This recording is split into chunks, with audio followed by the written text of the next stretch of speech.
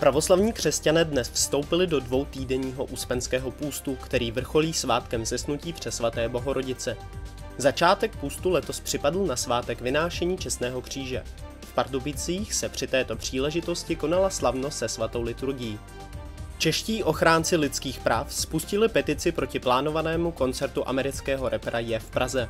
Vadí jim jeho antisemitské projevy a oslavování nacismu. Petice žádá primátora Bohuslava Svobodu, aby koncert nepovolil.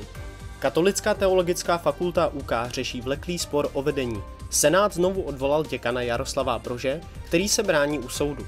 Rektorka pověřila vedením Michaelu Falátkovou. Návrh na jmenování Brožova bratra odmítl Vatikán. Budoucnost fakulty je nejistá. Jak si najít čas na modlitbu v každodenním schonu? Na tuto otázku odpověděl v článku SPN archimandrita Markelos z Ukrajiny. Zpráva včerejšího dne. Pravoslavná farnost v Markovicích sbírá peníze na stavbu jednoduché dřevěné budovy v romské osadě Kačanov. Stavba bude sloužit jako učebna i kaple pro zhruba 200 místních pravoslavných obyvatel, zejména dětí, které nyní nemají možnost pravidelné výuky ani modliteb. Projekt má pokrýt nákup materiálu a vybavení. Práce zajistí dobrovolníci. Sbírka běží na platformě Donio.sk.